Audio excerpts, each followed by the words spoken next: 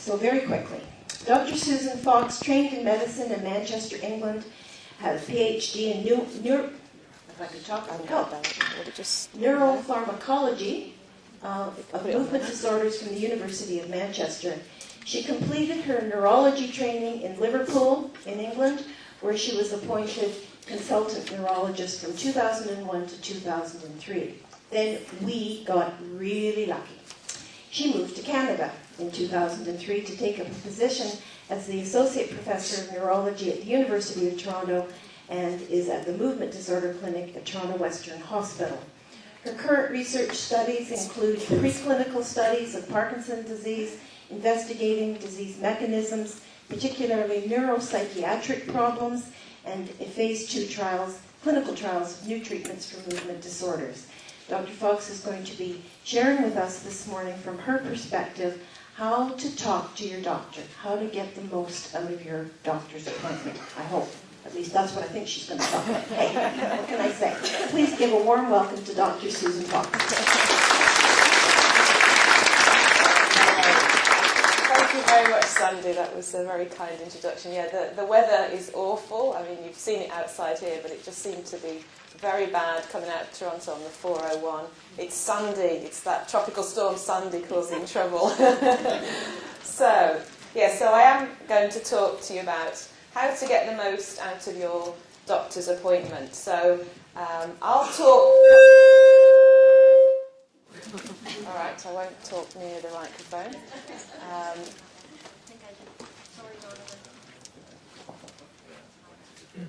that on? All right, okay. So I'll talk probably for about 35, 40 minutes or so, so then there'll be plenty of time for questions afterwards. Okay, so what I'm going to do is start off with the initial appointment you may have with a consultant that you've been referred to perhaps by your family doctor or another neurologist that you've been asked you're going to see. And what I'm going to go through really are things that your doctor needs to know to help you, to help manage you, to try and improve your symptoms. Things your doctor is going to ask you about, is going to ask people who come with you to the appointment. So hopefully most of you will go to an appointment with somebody, a family member, a friend, or a spouse, somebody who can be somebody to ask more questions and get more out of the appointment. And then thirdly, questions that you want to ask the doctor yourself. So there's a number of things that we're going to cover. All right, so as I said, the first visit, so this might be a visit, perhaps your family doctor has asked a neurologist to see you because they have come up against a wall in terms of knowing what to do next in terms of management. Maybe it's the first visit. There may be people in the audience today who haven't seen a neurologist yet, and this is going to be their first opportunity to ask these sorts of questions.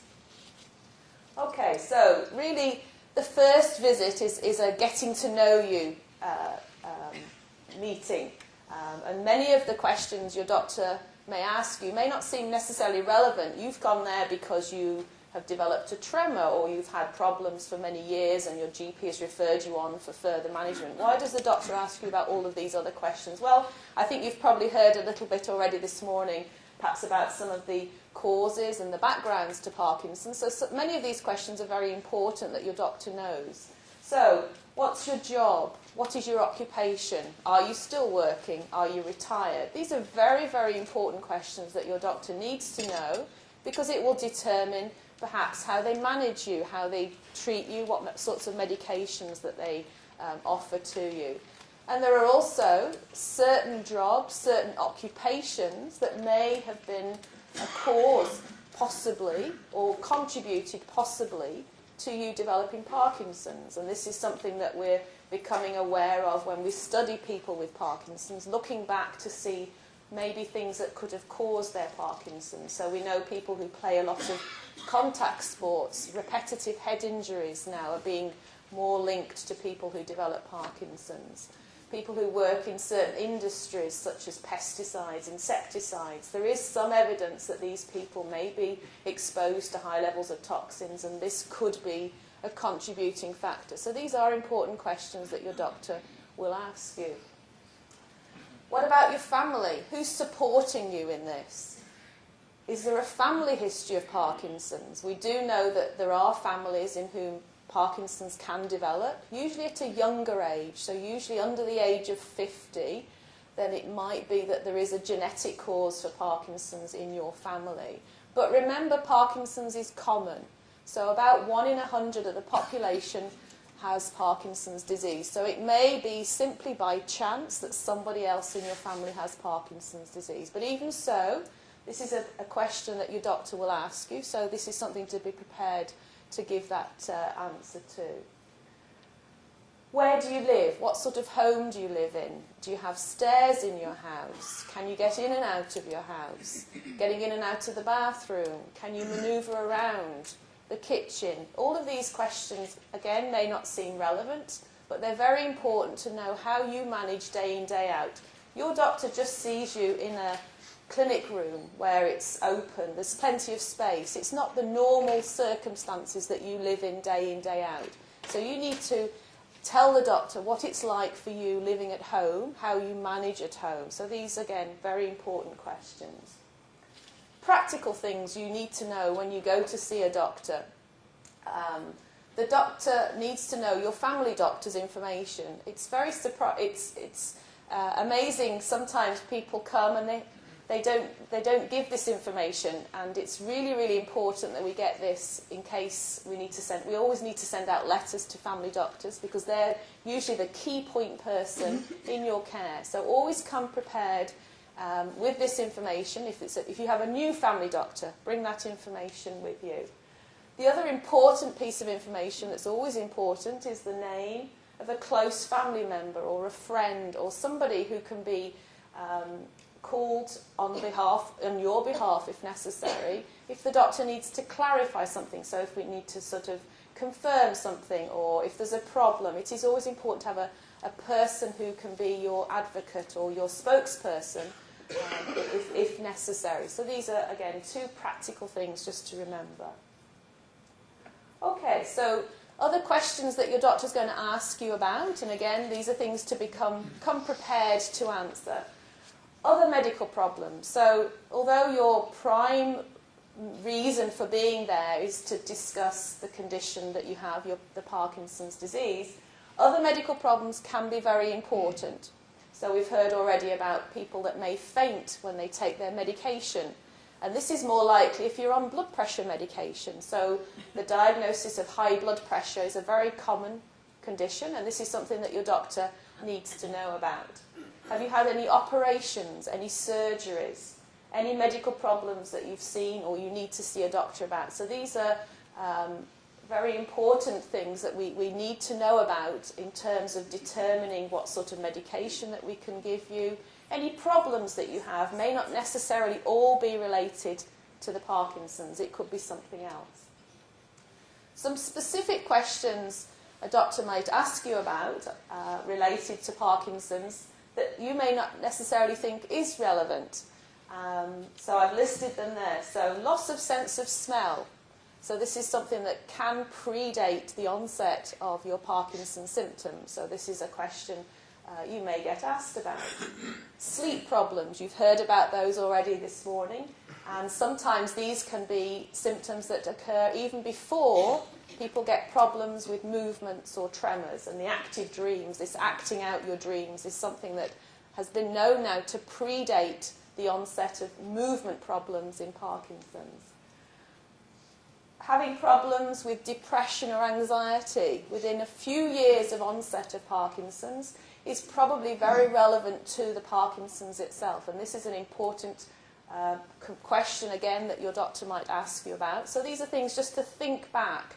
Can I think of things that happened to me before I started to develop symptoms such as tremor or slowness? Are there these other things that might have been an indicator that something was happening? So other things, as I said, you may get asked about.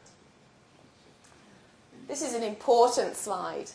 Take all your medications with you to every doctor's appointment. It is absolutely essential that your doctor knows exactly what medications you're taking. You should always try and take the bottles with the drugs in them. That's always the best way to make sure you've not missed any drugs out. Over-the-counter medications, your doctor needs to know what medications you're taking. We do know that many of these drugs can potentially interact, and it's very, very important that your doctor knows exactly what you're taking. The other important thing is, if you're meeting a doctor, a neurologist, for the first time, the doctor needs to know any drugs that you've been given or tried for Parkinson's that might have caused side effects. It might have been many years ago, you may have forgotten, but just think back, was there something that I was given, I tried, it didn't work very well, or it made me unwell? Just try and remember what that problem was, because that will be very important again, that your doctor is aware of that. And then finally, any allergies that you have. Have you had an allergic reaction to any medication? Very important, your doctor would know, needs to know that. Okay, so moving on now. So we've gone through a whole range of questions that this new doctor, who you may get referred to, or you're meeting for the first time, may ask you about, that perhaps don't seem to you relevant to the Parkinson's questions that you want to ask or your doctor wants to ask you. But as I said, those are often very important. So coming on now to questions related to Parkinson's disease itself. So questions that you may get asked. What was the first problem you noticed? So it's important that we know that the first symptom you had, that's often the key to making sure that A, the diagnosis is correct, and also just making sure that we know exactly what type of Parkinson's that you have. So knowing what the first problem was you noticed is very important. What about the first problem your family noticed? So it may not necessarily be that you noticed a problem, but somebody in your family was aware that something was changing. Maybe you were walking slower than you used to. Maybe you had a slight tremor, but you weren't aware of it, but other family members may have been. So ask these questions of your family, and it may be that they had noticed things that you weren't necessarily aware of. How long ago did you notice these problems? So how long things have been there, again, very important. And how does it affect your day-to-day life? So this is probably the most important question, or one of the most important questions you'll get asked, really, because this will determine how much of a problem you have with this symptom and how much or what in the way of treatment and management your doctor is going to give to you. So that the picture there on the left is just the cover of the seminal article written by James Parkinson, who obviously is the person for whom this disease was named after. And he was a general practitioner in England, in London, and he didn't have an office. He walked the streets of London and he observed his patients. So he may not have had the luxury of asking all of these questions. But I just thought, for those of you who weren't aware of that story, just to let you know. Okay, so this question really is perhaps for people who may not at the moment be on any medication, and they're going to see their doctor for the first time to A, confirm the diagnosis, and then B, decide if they needed to start on any medication. And that might be relevant for some of you in the audience today. So, do you need to start on medication? Well, it depends, and this is really the question that your doctor will need to discuss with you in terms of how much does the symptom you have bother you day to day. So, for example, the tremor, if you have a tremor, is it affecting your ability to write? Is it affecting your ability to get washed, dressed, all of these day-to-day activities? Or is it just something that you notice slightly when you're perhaps just sitting, reading a book, or just relaxing? In which case, probably your doctor will maybe decide you don't necessarily need to have medication at that point. But if it's clearly impacting on what you want to do and affecting your day-to-day life, then yes, it's probable that you will need to be on something just to make life a little bit better for you. Oops, sorry, I jumped a question. So you've heard already about, obviously, medications, and I imagine that most of you in the audience today are on one or other of these medications. So This is something that obviously most of you are already aware of, the different types of drugs that are available for managing your Parkinson's disease. So we've got the dopamine agonists, which pramipexole and rapinirole are the ones that we use here in Ontario. And then we've got Sinemet, and occasionally Prolopa is sometimes used as well, which is the main drug, the levodopa drug for your Parkinson's.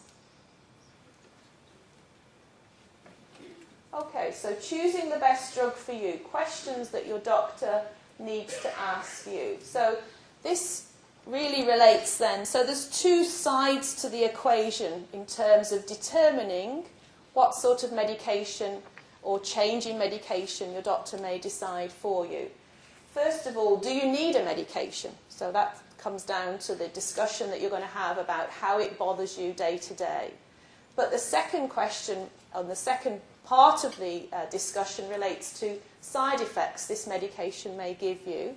And this is really what I'm just going to cover now. So some of the very specific questions your doctor might ask you relate to, could this drug potentially make any problems you already have worse? So obviously this is something that the doctor needs to avoid happening. So sleep problems is obviously an important problem in some people with Parkinson's, and many medications can make this worse. Are you a driver? Do you drive? Do you need to drive for work? Do you need to drive socially? Is there a need for you to drive? Do you operate machinery? Are you working in an industry or working on in a factory? Do you have to actually do some mechanical work? So obviously in this situation, sleepiness would be a very, very detrimental part of your day-to-day life. Do you feel dizzy when you stand up, which is something that you were talking about earlier, about fainting, feeling unwell when you stand up because of a lowering of your blood pressure? The final question there is, do you or anyone in your family have a history of addiction? So I'll come on to that in a second. This is one of these rarish side effects of dopamine agonists, but it's a very important question that your doctor will ask. So we'll go through each of these in a little bit more detail. Okay, so sleeping. So questions that your doctor's probably going to ask you about sleeping. Do you sleep easily in the day? Do you doze off easily after a meal? When you're reading? Have you ever fallen asleep unexpectedly? Have you fallen asleep when you were talking to somebody? Have you fallen asleep without any warning, but very suddenly, without any pre-tiredness sensation? And there's this problem of the risk of falling asleep when driving. And obviously this is a very important question your doctor's going to discuss with you about the risks of sleepiness and these medications. Dizziness, we've covered that already. Nausea, some of these medications can induce nausea in some people. It's the effect of the dopamine in the brain. It's just one of these problems that dopamine causes that we can't normally do anything about, but the body normally gets used to it very quickly. So if you're starting a dopamine drug for the first time, your doctor may tell you to take the medication with food to prevent nausea. However, over time, the nausea sensation usually goes away and it's not really a problem. And so the best time to take your medication is before a meal, and you've heard about this already. So usually about 30 minutes before a meal, and you get the best absorption then. But as I said, you may get advised when you start on any new dopamine drugs, so this is for people in the audience who maybe aren't on one or other of these dopamine drugs, to take the medication with food just to prevent nausea. Some people can, in fact, get quite significant nausea, and they find that they don't want to eat as much, and they have a reduced appetite, and they can lose weight.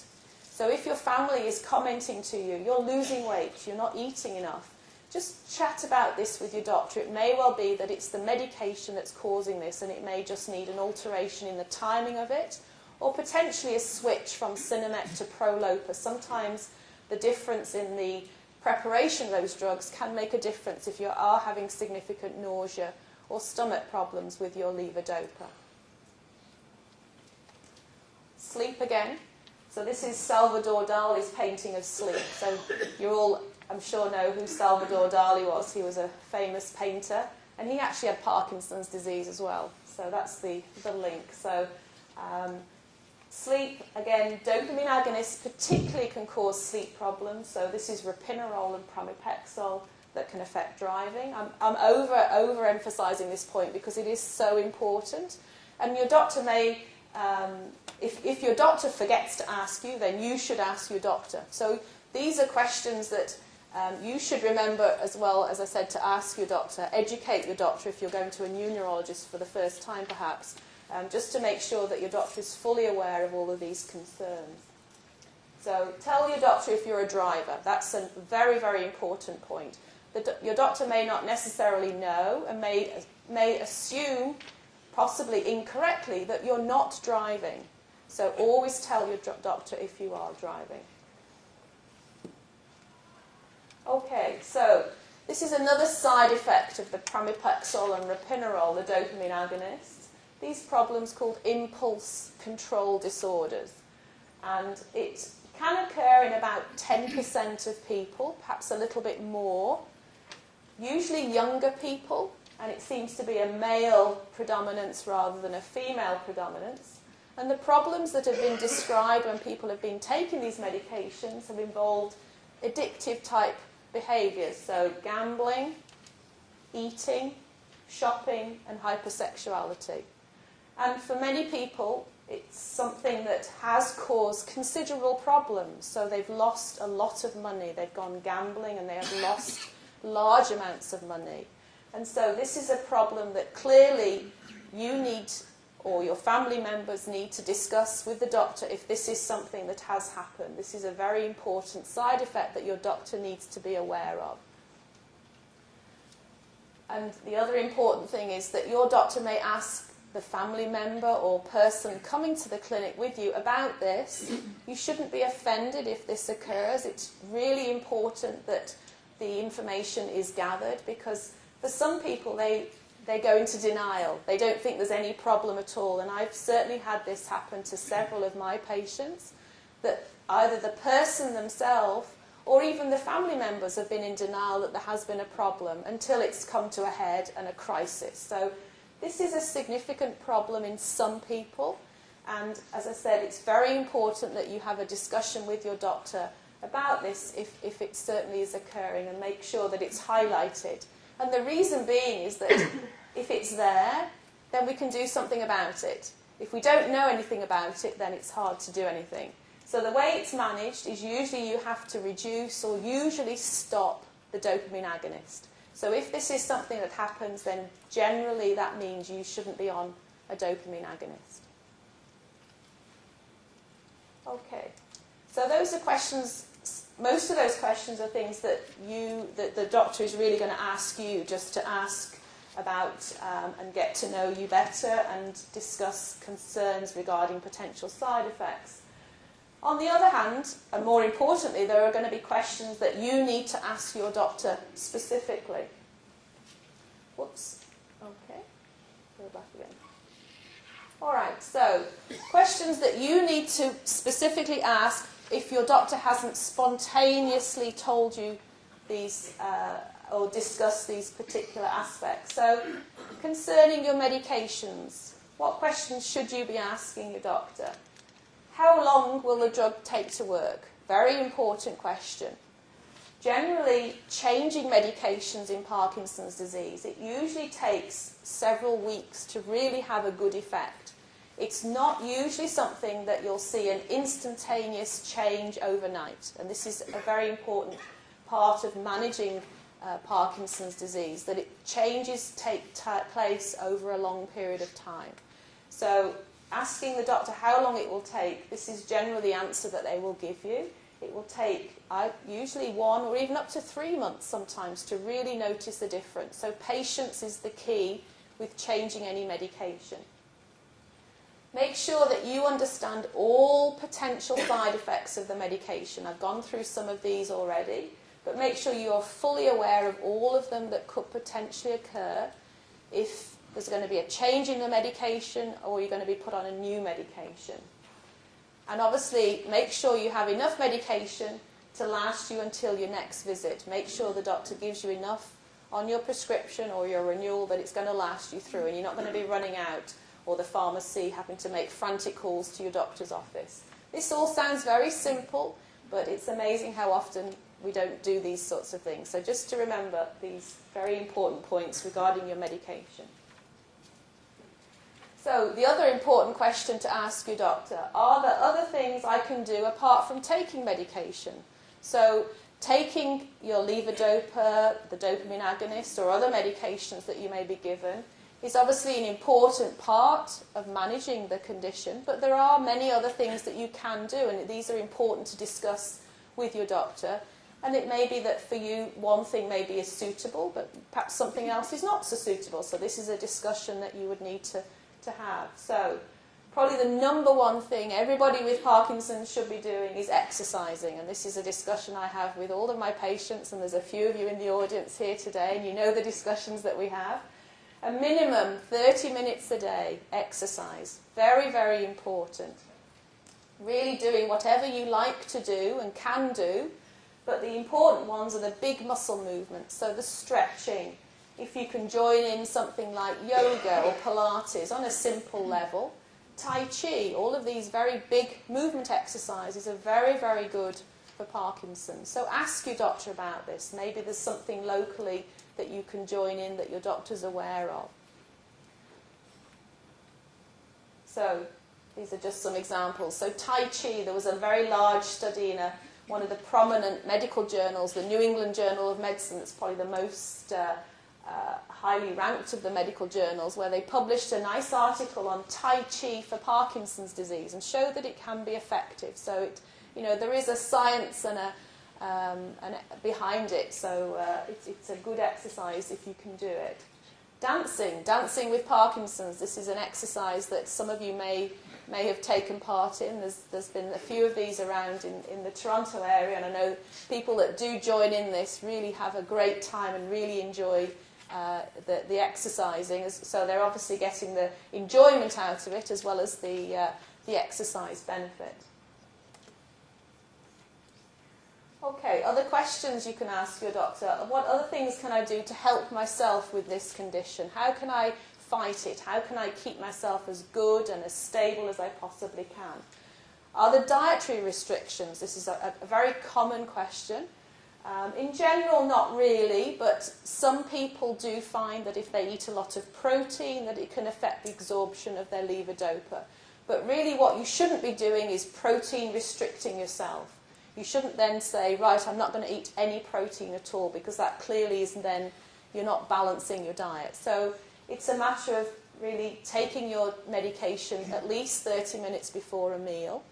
For some people, though, it can be a very significant problem, but that's usually a very small minority of people.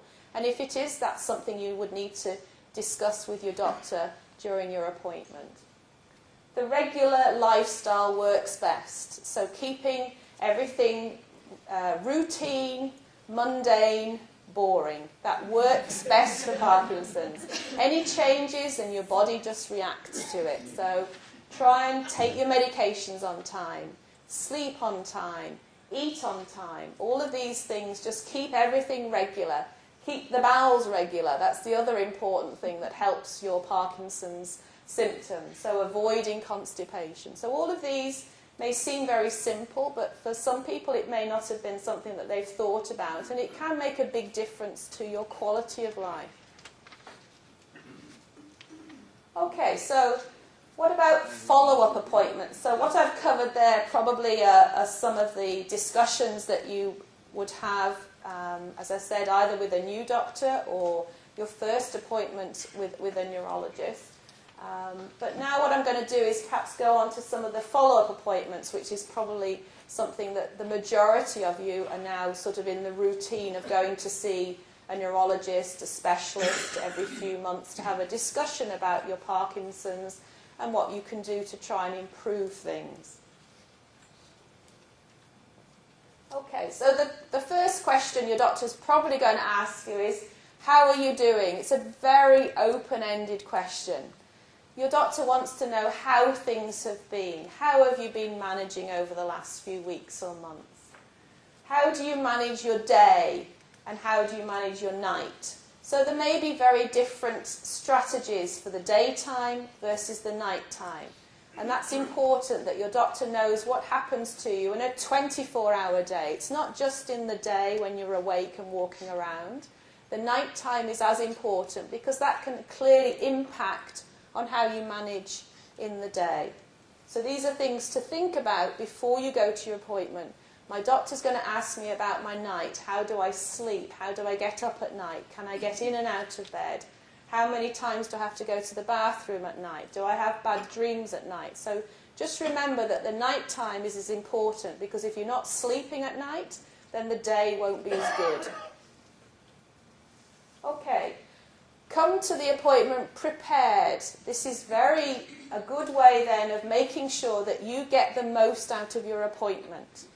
Write down all the main problems that you have, and many of my patients that come do that, and it's very helpful because it means then we can have a good discussion and we cover hopefully all of the problems that you've been noticing in the last few weeks or months, and nothing then is missed out.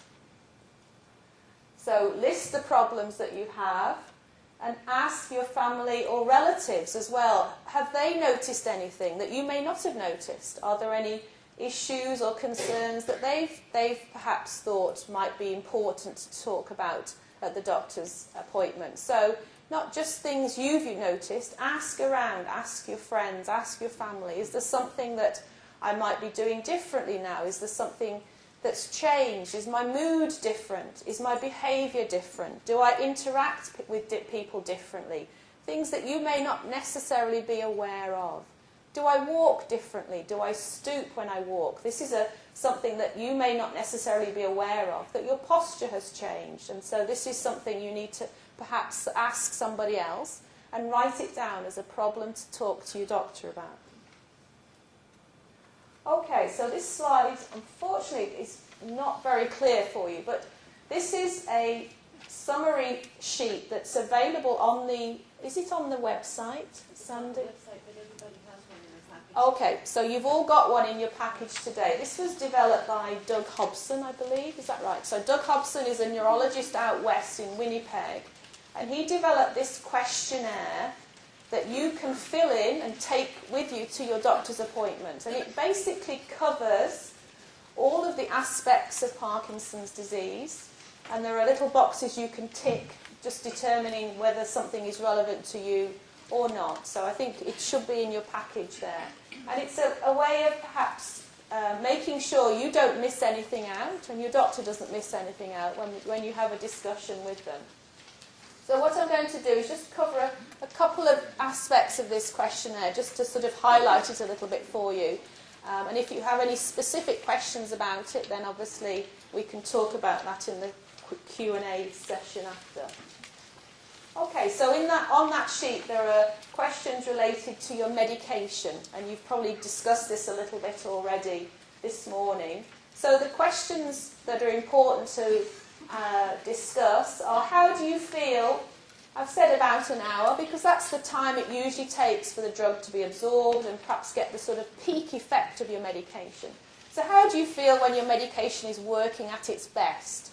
So this is important to know what the best effect is you're getting with your drug. How do you feel just before you take your next dose of medication? So this is when the medication effect has waned and is what we call wearing off.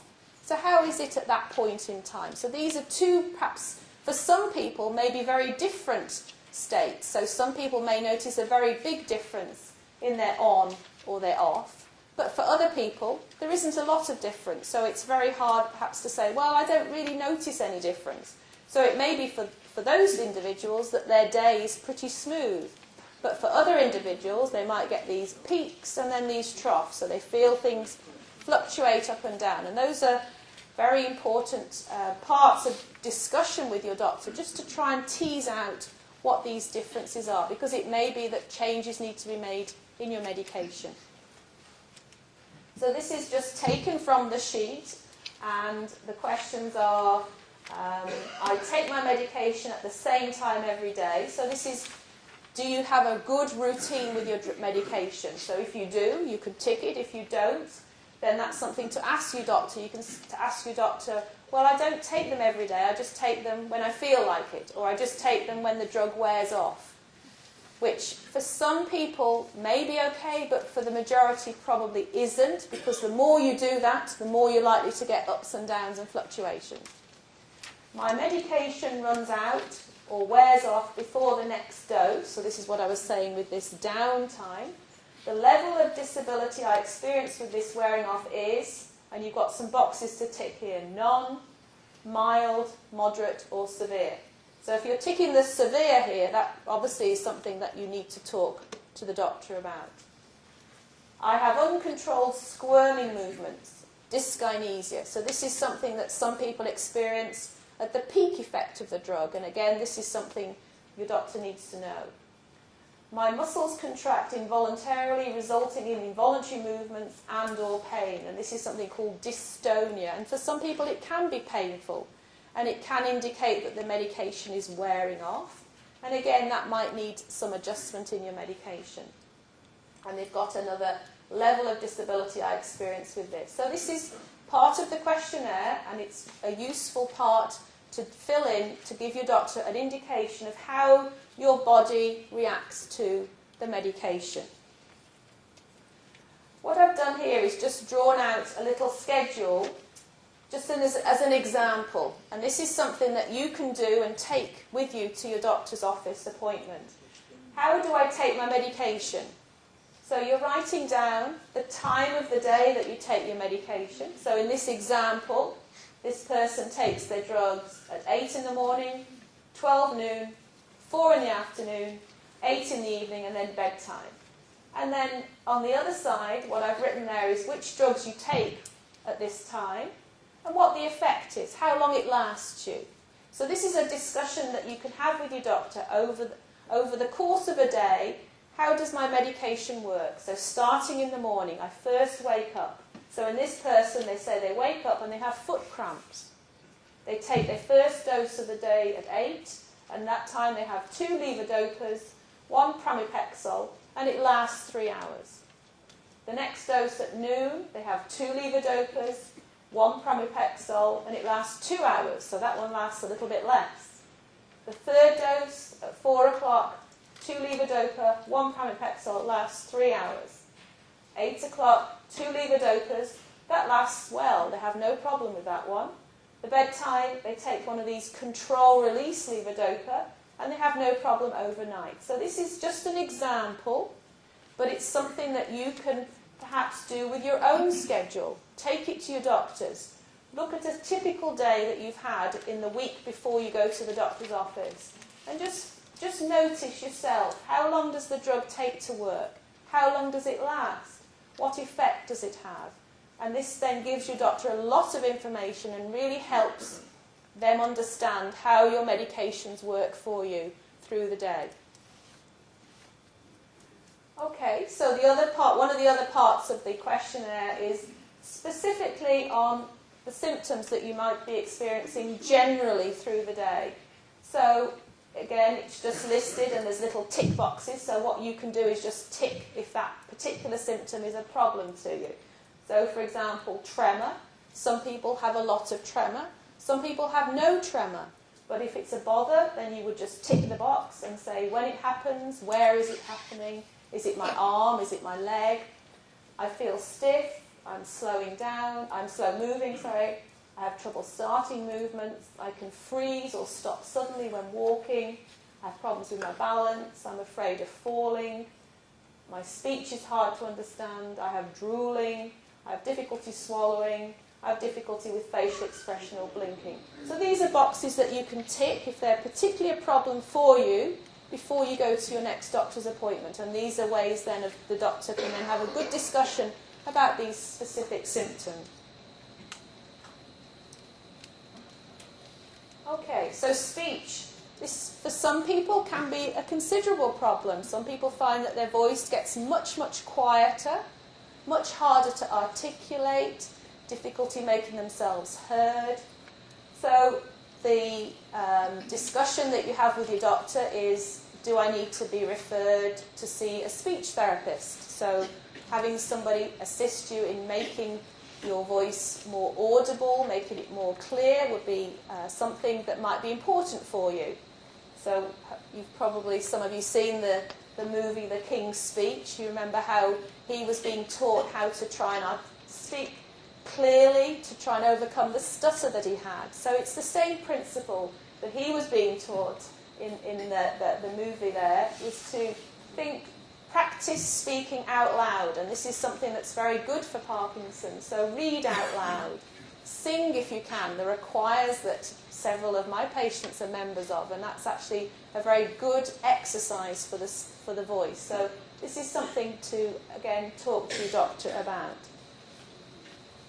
Okay, so the final part really in the questionnaire that I wanted to highlight is about these non-motor symptoms. And there are many, many of these. You can see the list is extremely long.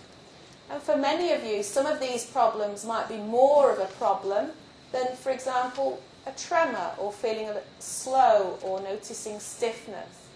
And some of these problems you've heard about already this morning. So the issues, for example, with blood pressure, feeling dizzy, concerns related to bladder or bowel, constipation, mood.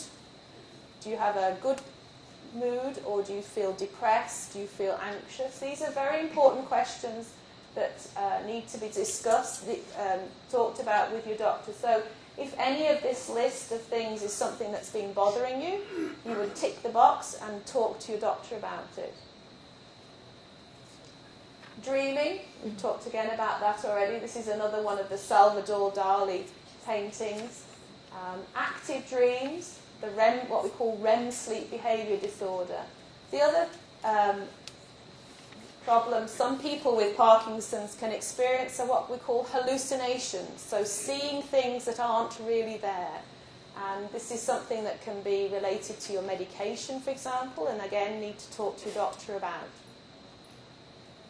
Constipation is common, so this is a very common non-motor symptom.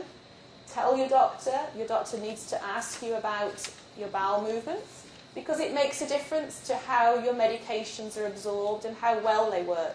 Something as simple as getting the bowels moving regularly can sometimes make a big difference to how well you feel through the day, because you get better absorption of the drug, it lasts you longer, so you don't get these ups and downs through the day.